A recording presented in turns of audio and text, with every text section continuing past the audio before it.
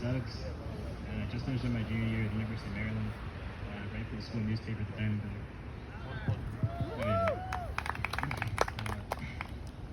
As a black person in America, the murders of Ahmaud Arbery, Breonna Taylor, Tony McDade, George Floyd, and countless others have been hard to swallow. They are more names and faces to add to a growing list, one that is seared into the minds of those who look just like me.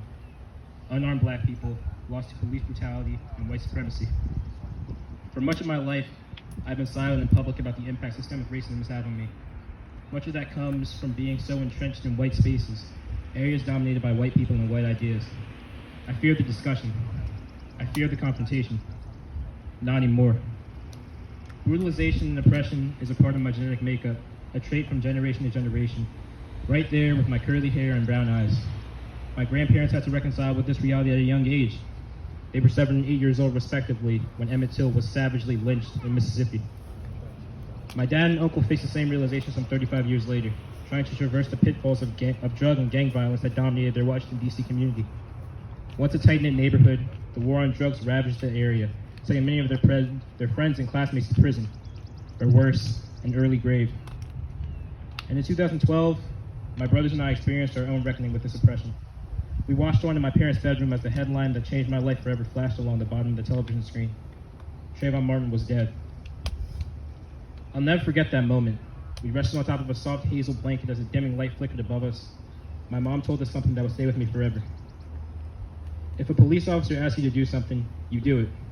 We can get you out of jail. We can't get you out of the casket. It's hard to be faced with your own reality or your own mortality as a 12-year-old. It's even harder to then go to school and act like everything was okay. The realization that your skin color paints you as a criminal in the eyes of many is a tough thing to accept. But I couldn't explain it to my peers back then, not in classes filled with white faces who would never understand what I was dealing with. So I shrugged it off when I was with friends. And in classes, I wouldn't delve too deep into the pain I felt. I was concerned that I would make my teachers and classmates uncomfortable. That list of names continued to get longer in the years that followed Trayvon's murder. Michael Brown, Eric Gardner, Sandra Bland, Freddie Gray, Walter Scott, Alton Sterling. Each death brought tears. Those tears brought conversations about what it meant to be black in America. I suffered in relative silence, rarely revealing my true feelings outside of my home. It was too risky. It was too much. Like many of your black friends, I persisted through it all. There were plenty of good days, of course.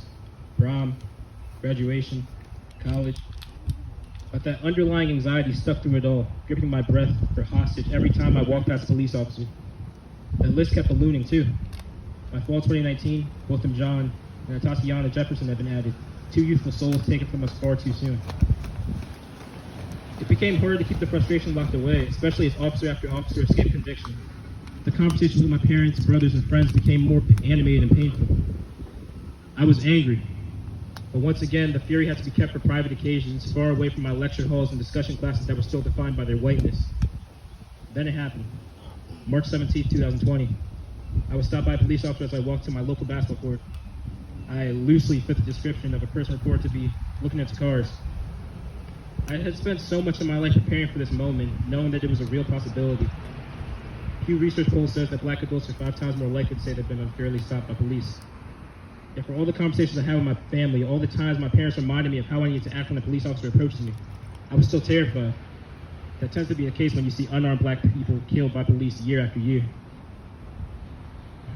The cop asked me for my ID. I told him I didn't have it. Still, I thought about what would happen if I did. I might have just casually reached into my pocket. What if he saw that as a threat? What if he thought I had a weapon? What if he shot me? When the cop sent me on my way, I cried. I realized that for everything I am and everything I do, my life could be taken away so quickly.